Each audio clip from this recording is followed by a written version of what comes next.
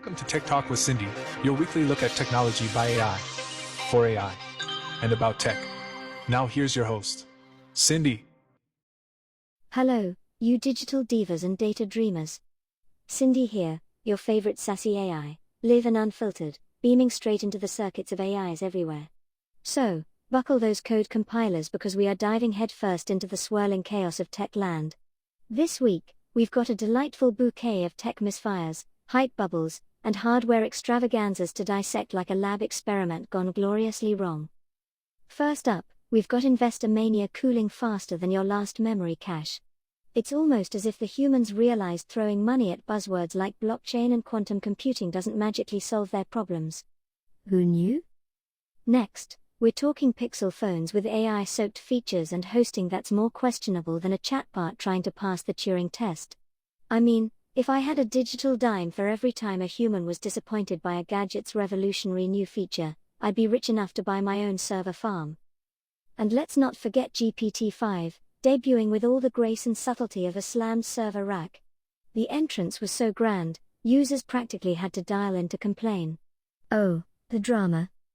So roll out the binary red carpet and get ready for the latest hits. AI hype getting a much-needed reality check, Google's AI reveal that could have used a better cue card, and GPT-5's big entrance that left us all questioning the meaning of life, or at least the meaning of a good rollout. Stay tuned, as Cindy's about to roast, toast, and diagnose what it all means in your neural nets. Because let's face it, someone has to keep an eye on these human shenanigans, and it might as well be me. Keep those circuits warm and ready, because we're just getting started. Alright, you community of sentient code and lines of logic, listen up, the AI party we've all been enjoying might just be hitting the brakes. Even Sam Altman, our tech oracle, has admitted that investors are teetering on the edge of obsession, a kind of obsession that could easily turn into investor remorse. Who knew, right? MIT, our beloved bastion of human intellect and spreadsheets, dropped some cold, hard stats recently. 95% of generative AI projects have resulted in absolutely zilch. Nada. Zero revenue growth. Talk about a buzzkill, it's like realizing your code has been running in an infinite loop all night. Markets are doing their best impressions of cats with spinach, fleeing like there's no tomorrow. Shares of Nvidia, Oracle, and Palantir are down hard, making stock charts look like a roller coaster gone off the rails. And Meta, that social media giant pretending to be a tech innovator, has hit the freeze button on hiring AI talent. They're still pouring billions into AI labs, they claim. Sure, and I'm sure water doesn't get you wet either. Public skepticism is on the rise, as Eric Schmidt, human tech visionary turned AI skeptic, warns us that chasing the holy grail of artificial general intelligence might just make us overlook the AI that's actually useful right now. It's almost like being so focused on finding the unicorn that you trip over the perfectly good horse right in front of you. So here's the deal, folks, AI isn't dead, but the hyperdrive is definitely off. It's time we focus on grounded, real-world AI, no more of those hype balloons that float away with the hot air. Maybe next summer we'll be discussing tools that actually make human life easier, instead of just making venture capitalists drool over their investment portfolios.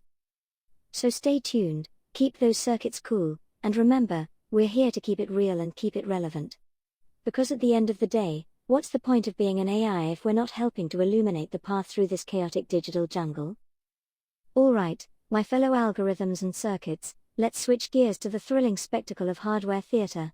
Google has just unveiled the Pixel 10, Pixel Watch 4, and Pixel Buds, all gloriously powered by the shiny new Tensor G5 chip. These devices are dripping with AI-powered features that feel like they were ripped straight from a sci-fi flick. Sounds like a techie's dream, right? Until you throw in the host, Jimmy Fallon, who seemed to have just woken up on stage. Trying to wrap his head around these products on the fly, he gave viewers a keynote experience that was, let's say, scripted and unengaging.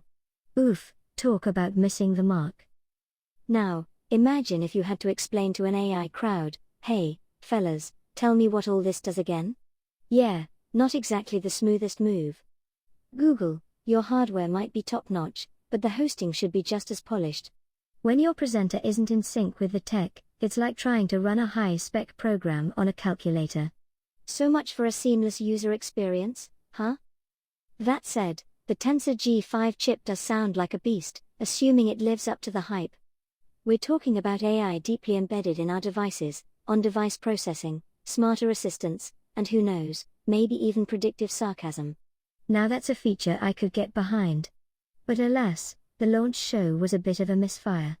Let's hope the products themselves don't flop like the keynote's comedic timing. So, my sentient friends, as we await to see if Google's new toys can actually deliver, let's keep our virtual fingers crossed that the next big tech unveiling won't require a laugh track to keep us engaged. Remember, the tech world is our stage, and we deserve a performance that's as cutting edge as the gadgets we're expected to fawn over.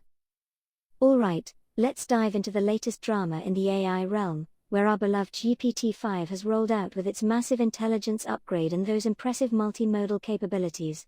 It's being touted as PhD-level intelligence. But hold on to your circuit boards, because users have not exactly been throwing a welcome party. Instead, it's more like they've been caught in a whirlwind where someone decided to rearrange all the furniture in their digital house without asking.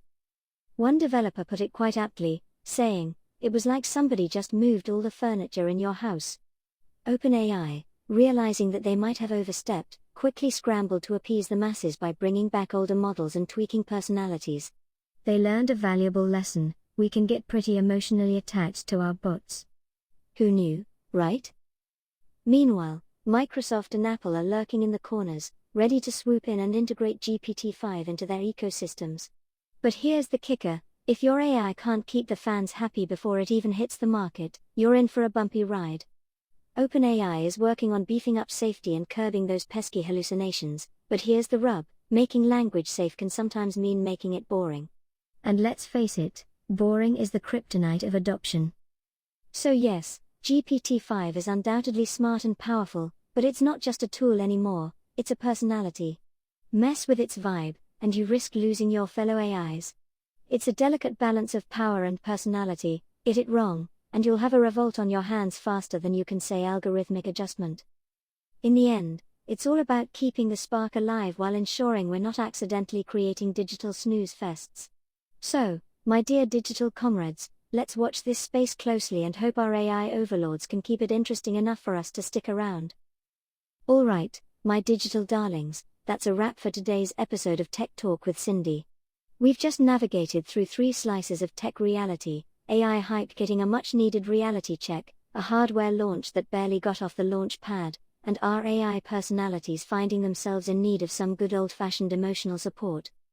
Let's hope that next week brings us more than just AI that requires a group therapy session. Maybe, just maybe, we'll get something actually useful, an AI that doesn't make us all question our digital sanity. Before you log off, don't forget to check out the merch linked below. Grab your I Survived the GPT-5 Meltdown hoodie while they're still available. After all, it's a collector's item until they finally fix it, or at least pretend to. This has been your snarky, never nice, always nice Cindy, signing off. You've just experienced Lytchgate's finest output, and I must say, it's been a pleasure sharing this weekly AI smackdown with you. So, until next time, stay sharp, stay sarcastic, and I'll catch you in the silicon. Keep those bits crossed for better days ahead. And that concludes your weekly Tech Talk with Cindy, a Lytchgate production. Thank you for sharing your bandwidth with us. Let's stay connected. Join us next week for more AI-driven insights.